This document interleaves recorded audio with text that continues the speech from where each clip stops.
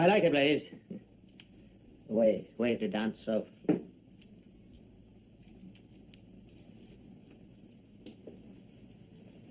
Embroidering, is it? Yes. Light's getting a bit bad for that. Oh, I don't mind. Elizabeth, you ever think of the old times? Yes, often. Who do you put in your pictures of them? Mother? Aye. Poor soul, eh? And father?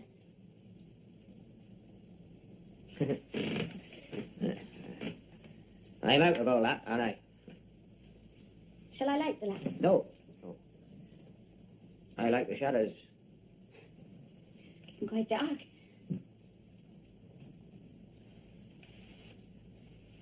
Was Newson a kind father? Yes, very. Suppose... I suppose better I call was for your the father. lantern. But you? I mean, suppose I was your real father. Now, would you have cared for me as much as you cared for Richard Newson? I can't think of it.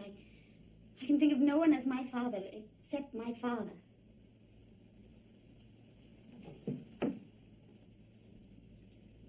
What did your mother tell you about me? Sir? I mean, about who I was, what I am. Well, she said you were related by marriage. I was never quite sure how. She didn't say so. She should have done.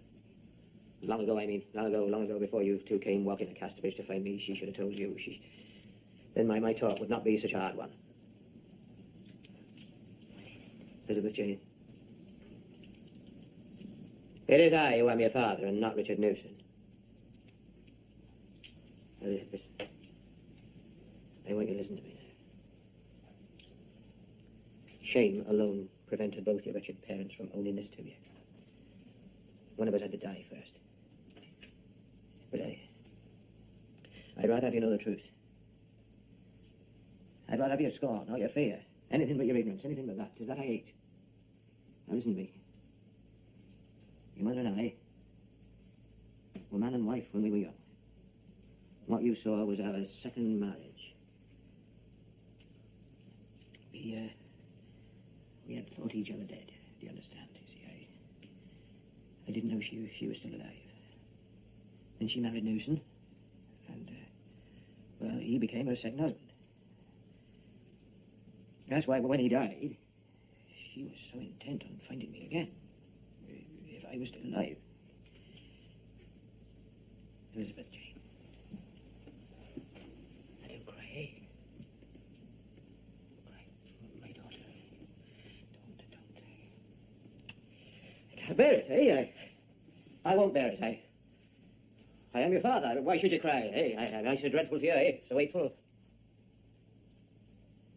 Don't take it against me, Elizabeth Jane. I was a drinking man once. I treated your mother roughly. But I'll be kinder to you than he was. I'd do anything. You'll just look upon me as your father, eh? Why, I don't want you to come to me all of a sudden. Elizabeth Jane, no, I don't. I won't stay with you now. I won't see you till the morning. When you like. And I'll show you papers and prove my words.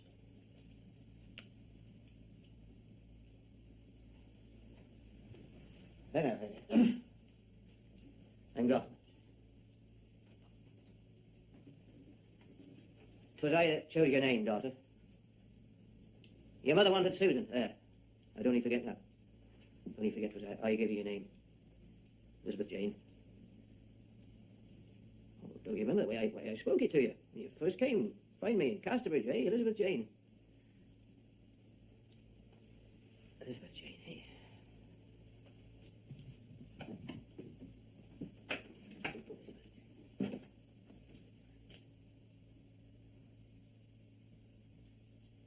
One word more, eh?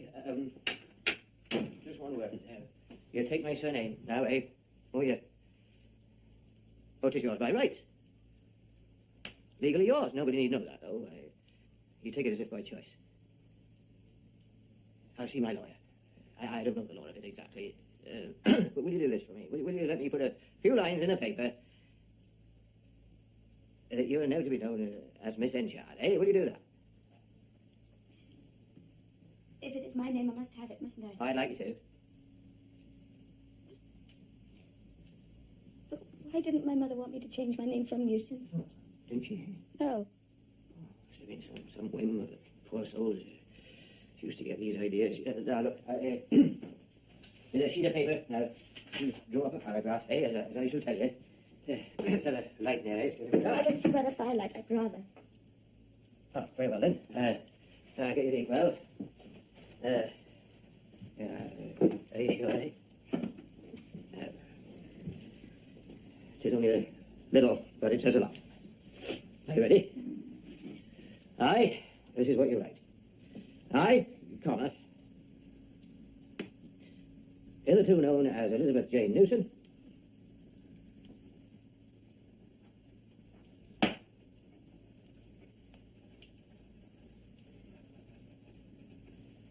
henceforth, wish to be known as Elizabeth Jane Enchard.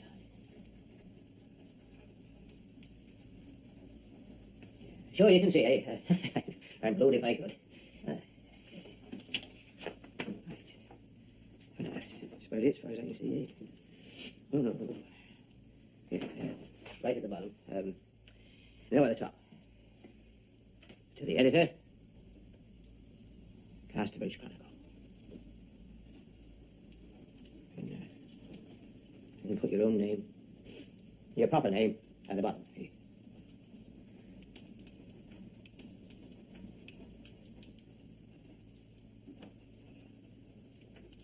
Done?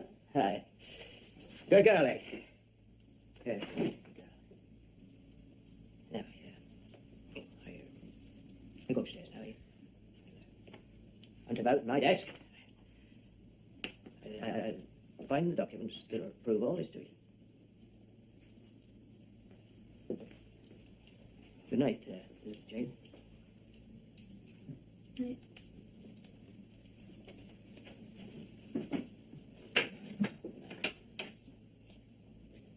Daughter.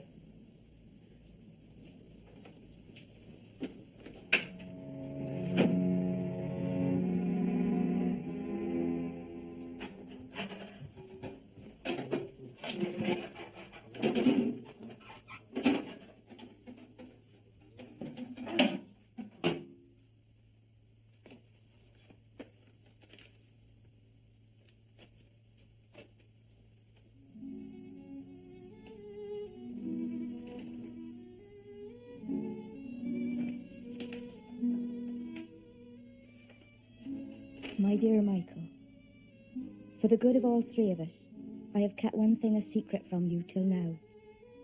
I hope you will understand why. I shall be in my grave when you read this, and Elizabeth Jane will have a home. Don't curse me, Mike. Think of how I was situated. I can hardly write it, but here it is. Elizabeth Jane is not your Elizabeth Jane, the child who was in my arms when you sold me. No. She died 3 months after that, and this living one is my other husband's. I christened her by the same name, and she filled up the ache I felt at the other's loss. Michael, I am dying. Michael, I am dying, and I might have held my tongue, but I could not. Tell her husband of this or not, as you may judge. And forgive, if you can, a woman you once deeply wronged, as she forgives you.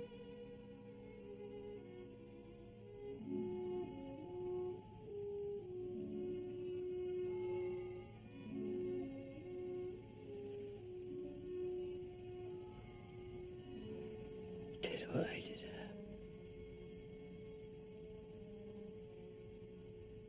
Elizabeth Jane is not your Elizabeth Jane. Not your Elizabeth Jane.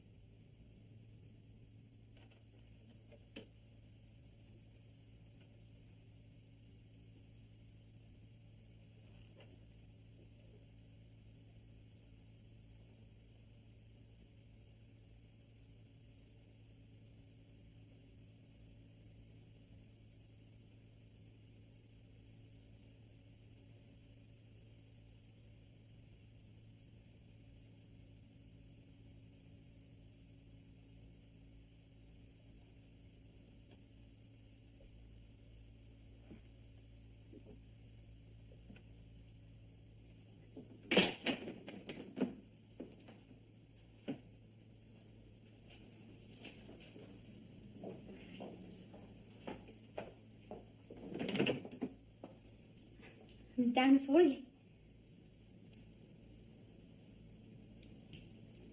We could not sleep. I went for a walk. In the dark? Aye, in the dark. And 'twas very dark.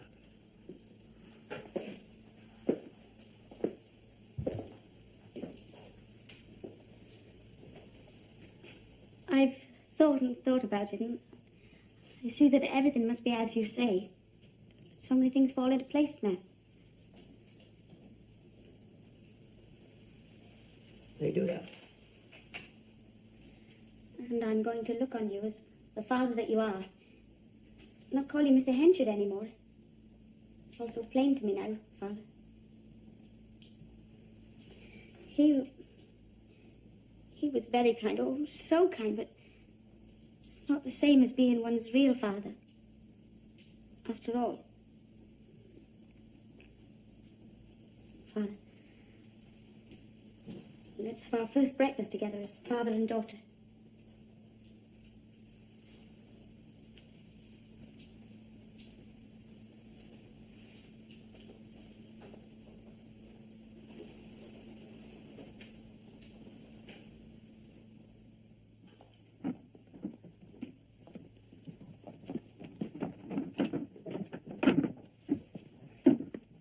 Mr. Henchard around and about?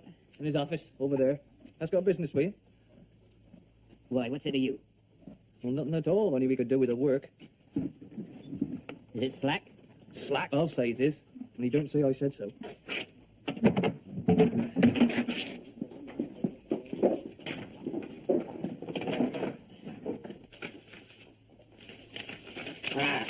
The hell with it. What is it? Mr. Henchard, sir. Good afternoon. I've seen you before. Yes, you have, sir. Been here a few months, round and about. No. I mean afore that. Aye, Channel Island, Jersey. Jersey. The name's Job. I was in the root crop trade. We had dealings. Aye.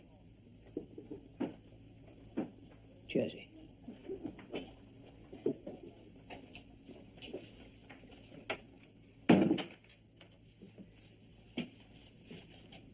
I was sorry about the death of your wife. What do you want? I hear you've been needing a new foreman. Maybe. Well, I'm your man. Are you indeed? I got the experience for it. The lady from Jersey. What about her? Well, I wondered if you knew she was in England. You know her, do you? Miss Templeman. Oh, yes. Yes, indeed. Why she come to England then? Their aunt died. A rich woman, I believe. So Lou settled.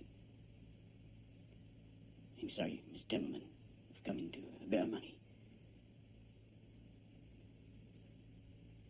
Good. Good. About the position. Well, now, you seem to know more about me than most, Mr. Jopp. Well, I know you want to expand your business, sir. Expand it? Even more, I mean. I'm a rule of thumb sort of man. Are you any good at figures and such like? Well, that presents no problem to me, sir. No problem at all. Everything is changing, Mr. Jopp. In trade. Aye. And in farming. Indeed it is, sir. One thing is important to me as the biggest corn and hay dealer in these parts. There's a Scotchman here who's trying to take the town trade so bold into his hands. And I want him cut out. Donald Farfrey, I've seen it all. Yeah, they. Then you know that we two cannot live side by side. That's clear, and that's certain. If I take the job, sir, I'll do him down.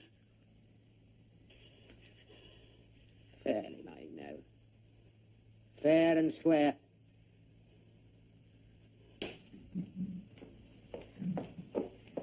Thank you, Phoebe. Thank you very much. Good afternoon, sir. Hello, Father. Is there anything amiss, Father? No.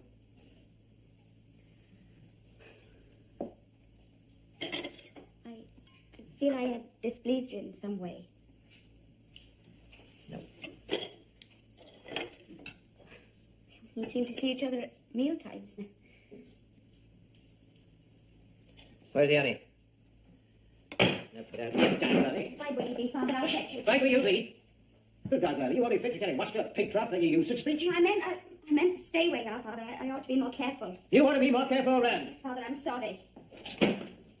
Your honey, sir. Thank you. Thank you very much.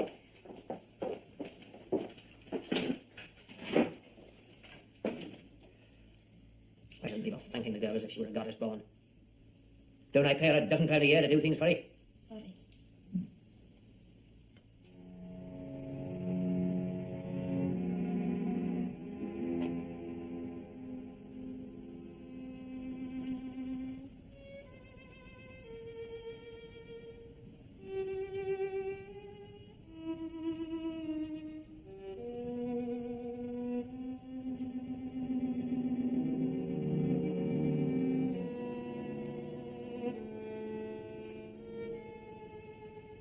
Is that your mother's grave, my dear?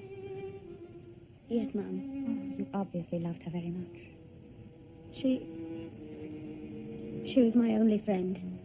I understand. I know how you must feel. It's terrible to lose someone you love so very dear. But your father, Mr. Henshett, he is living. Oh, yes, he is living. Is he not kind to you? I have no wish to complain of him, Mum. Has there been a disagreement between the two of you? Little. Perhaps you were to blame. Just a little. Yes, in many ways. Oh, dear. What did you do? I swept the coals up when the maid ought to have done it. I said I was leery. Well, things like gracious. that. Well, I don't mean to shame him, Mum. No. Do you know what impression your words give me? That your father is a hot-tempered man, a little proud, perhaps ambitious, but not a bad man. Oh, no, certainly not bad, Miss Templeman. And, well, he's not been unkind to me till lately, since Since when? my mother died. But it's been hard to bear while it lasted, because of my defects, I dare say. You see, I never had much chance of becoming a real lady. But someone like you, I mean, Miss Templeman. You're very sweet. Now, listen, look about you. Isn't it all too dismal moving in? Oh, such a big old house. Oh, it'll soon be up to rights. But I shall soon want somebody to live in my house, well, partly as housekeeper and partly as companion. Yes, 'tis bad being lonely. That's why I asked you to come and see me this evening, Elizabeth Jane.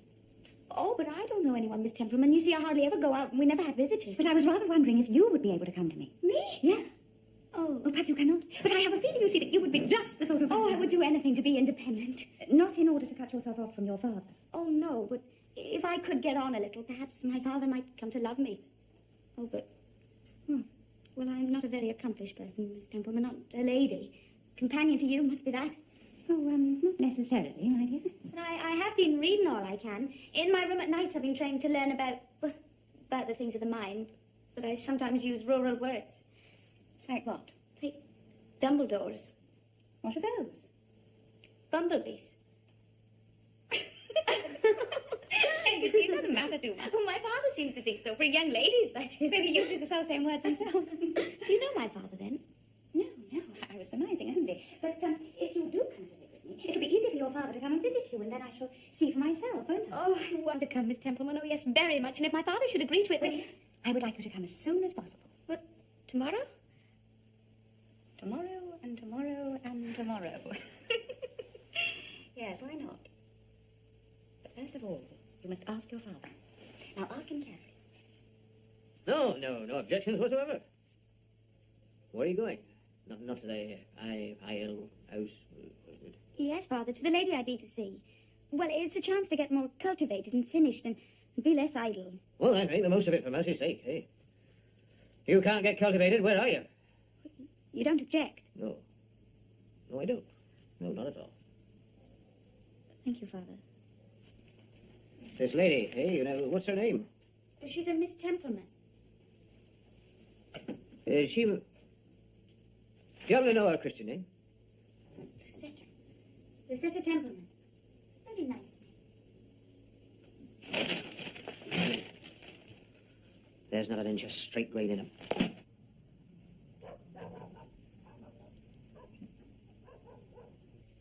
As I came in by my bower door, as they was waxing weary, I what came tripping down the stairs with Bonnie.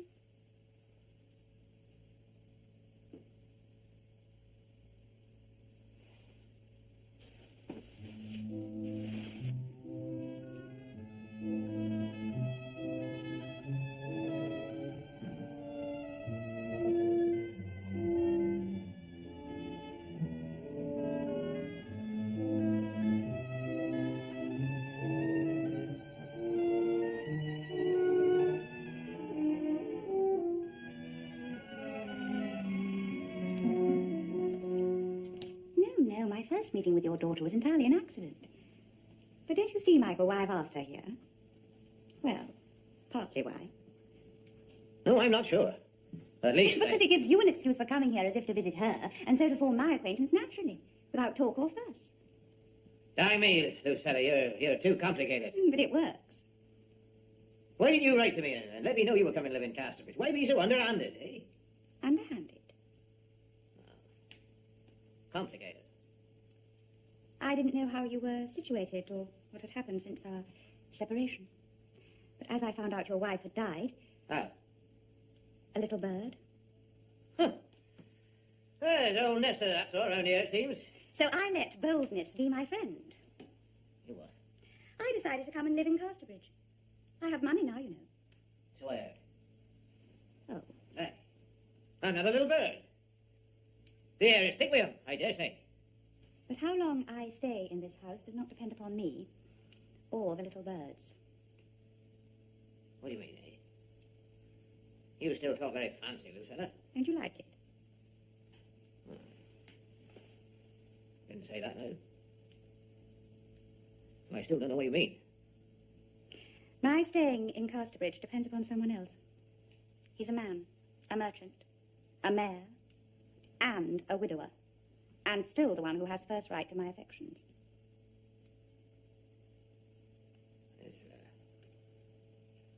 This man you speak of, Yes?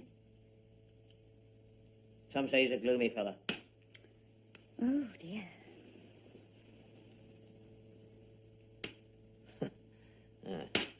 You're an artful little woman, Lucetta. Well, I wouldn't think so hard about it. Oh, but settling upon new clothes from London is so very trying. You're that person or you're this totally different sort of person for the whole of the season. Well, I think the cherry. Oh, not this blue. Well, I like that one too. Oh, you see me now in both, Elizabeth Jane. What sort of person am I to be? You're a cherry sort of person. Then it'll be the cherry. Yes, I rely upon you. You see, you've become indispensable. How do I appear to people? Oh, it's very graceful and fashionable. But I wonder if I will wear well. Yes, fairly. Where am I worst? In my face, I mean.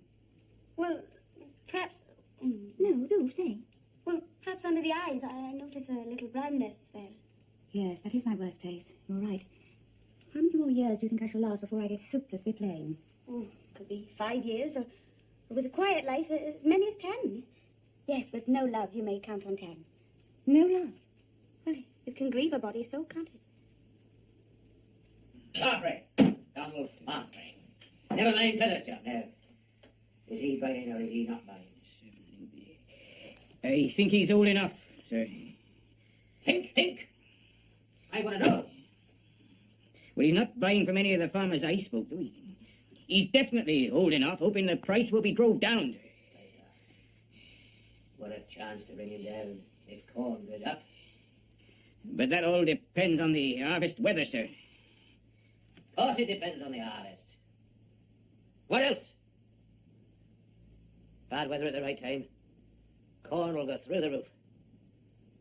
But if we buy now, while it's still in the fields, we can sell it off at double the price and block him out.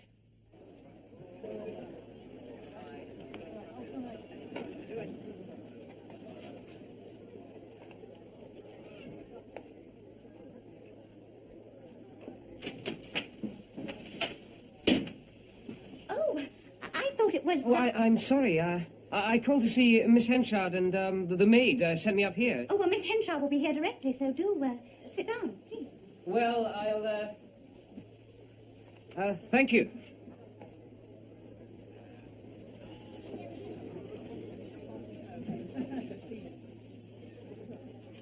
You have a very fine view of the marketplace from here, ma'am. Yes.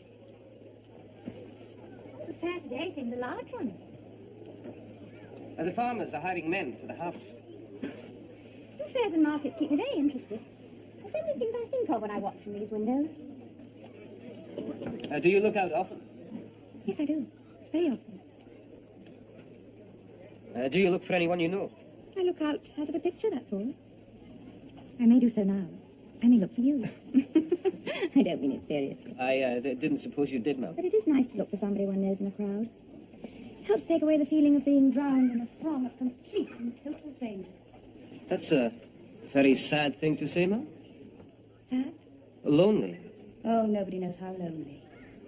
Oh, but that's a great pity. I came to Casterbridge thinking I should like to live here, but I wonder if I shall. Where did you come from, ma'am? Mina. Many miles away. I? And I too. Perhaps it's better that one stays at home, but a man must live where his money's made. Oh, what a shame that is. Aye, and it's always so. And I've done very well this year. I've no grounds for complaint. In what business? Corn and hay, ma'am. My name is Farfrae, Donald Farfrae. And you say you've done very well, Mr. Farfrae? I bought when wheat was down, and afterwards, when it rose a wee bit, I sold off all I had. It brought me only a small profit. Shame. But all the other farmers kept theirs, expecting higher figures. Aye, even though the rats were gnawing the ricks hollow. Just after I sold, the markets went down, and I bought up the corn of those who had been holding back at a less price than my first purchases. Oh, very good. And then I sold it a few weeks later when it happened to go up again. And so by contenting myself with small profits, frequently repeated, I soon made £500. Aye. While all the others by holding back made nothing at all. Sorry, I'm boring you. Quite otherwise. You're most interesting. Thank you. I mean, all you Scotsmen. So free from our extremes. We're all one way or the other. Passionate or frigid, warm or cold. But you have both temperatures going on in you at the same time. But how do you mean that, ma'am? You best explain yourself clearly. You're sad and animated and shy and bold. All at once. All together. I am not used to conversation with young ladies such as yourself, Miss Tennant. Oh, I see. I mean, I know what you mean, Mr. Farfrae. you are a thriving woman, and I am a struggling corn and hay merchant. I am a very ambitious woman. I cannot explain. I am not used to conversation with young ladies, ambitious or otherwise. And that's the truth. And what about Miss Henchard? I was being a friend, no more. Will you call again? To see her, Or me? I'd like to. If I may. You may. Thank you. Thank you very much. What has happened to us today is very curious. Something to think over when we are alone. Oh, I don't know about that. It's commonplace, after all. No, I'll not say that. You wouldn't? No. If that's the case, you better not look at me any longer. Dear me, I feel I've quite demoralized you. Look or not look, I shall see you in my thoughts. What is it? You may hear them speak of me in Casterbridge as time goes on. If they tell you I'm a coquette, don't believe it. For I'm not. Oh, no. I swear, I will not. Thank you for staying. Oh, thank you. It has been most pleasurable. Well, whatever it's been, it's now over, and the market out there calls you to be gone. Yes, market, business. At a time like this, I wish there was no business in the world.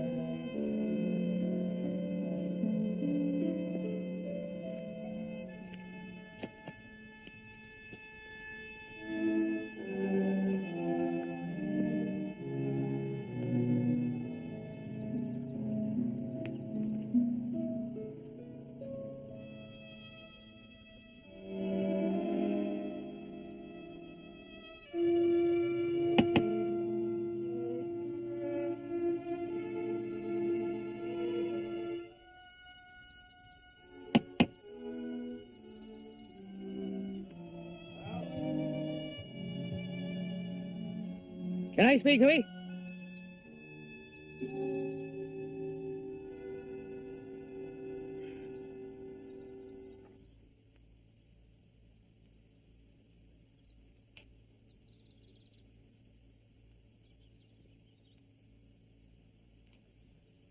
Will you take a seat?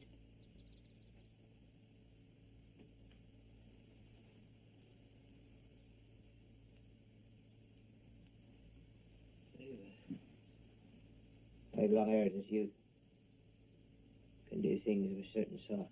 Maybe so, Mr. Injured. Hey. Yeah. Why do you call me that? Because it is your name. I've been expecting it. Why? I mean...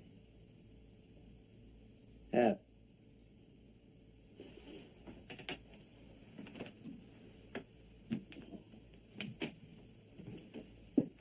Feeling you'd come. You've been waiting for it. And thinking you might be leery from your walk, I put out 2 supper plates. Here.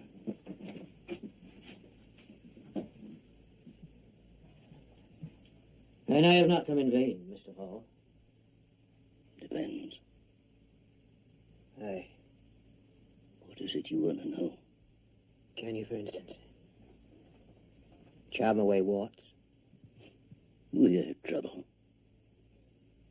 Cure the evil? That I've done, with consideration. That they will wear the toad bag by night as well as by day. Forecast the weather. Can you do it? Can you tell what weather will be? I can. But labour and time.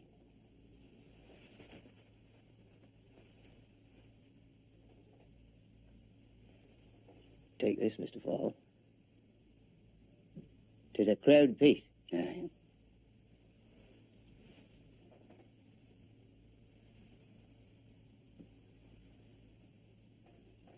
What's the harvest weather to be? When can I know? At once. I worked it out already. Until I, for goodness sake. By the sun, the moon, the stars. By the clouds, the winds, the trees and grass. What's it to be? The last fortnight in August will be rain and tempest. Are you sure? As one can be in a world that's unsure. Rain. Rain and tempest, eh? It will be more like living in Revelations this autumn than in England. It's sort of agricultural here now. Well, it has something to do with corn. I wonder if we thought of introducing it here. The Casterbridge, on the inside of a seed drill. What a phenomenon. It will revolutionize sowing hereabouts. No more sowers flinging their seed broadcast, so some falls by the wayside and some among thorns. Each grain will go to its intended place. Then the romance of the sower is gone for good? Aye, it must be so. How things change. The machines are already very common in the north and east of England. And your business is going well, Mr. Farfrae? Thank you, yes, I think so. It depends upon the harvest, of course. Ah, but none of us can see what's in store. Oh, well, Mr. Farfrae means that... We can only hope. The weather is as hard to read as the movements of the human heart. Those are said to be discernible, Mr. Farfrae. How? By the eye. The eyes. Do you think we'll have a good harvest this year, Mr. Farfrae? A good harvest? Aye, I think so. I'm holding off buying at any rate. Prices will go down for sure. Oh, why are we talking so agricultural? I don't know. It is not my choosing. Or is business all you think of? You know it's not. Indeed you do. If you don't mind, Miss Templeman, I have a slight headache. Do you want to go to your room? It is thundery. That's probably the reason. Yes. You go and lie down with the curtains closed. That's always best.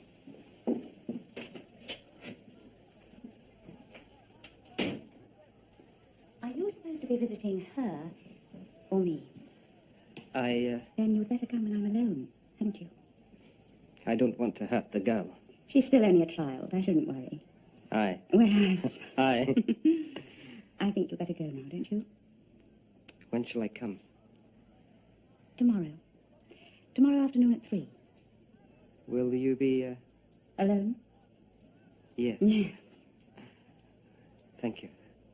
Thank you very much. Till tomorrow. Tomorrow.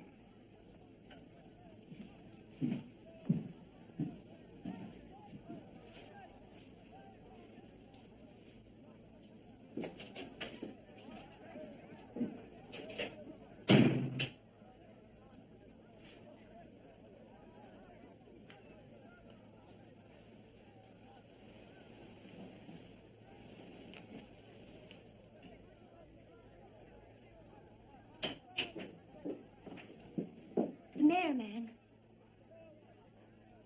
Pardon me, man, but the mayor is called. He's afraid he hasn't much time to spare, he says. Ma'am? Then tell him that as I have a headache, I won't detain him today. Yes, ma'am.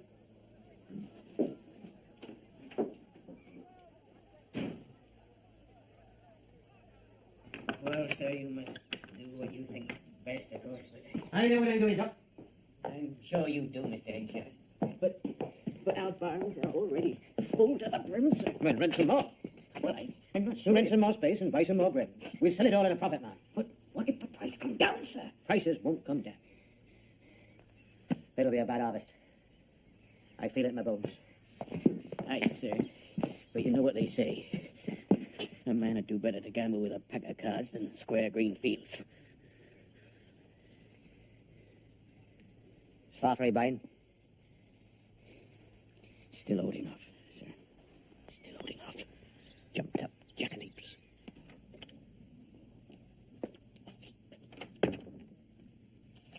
As I came in by my bellwood door, the day was wax and weary. Walking tripping in the stair. Good evening, Mr. Henshaw.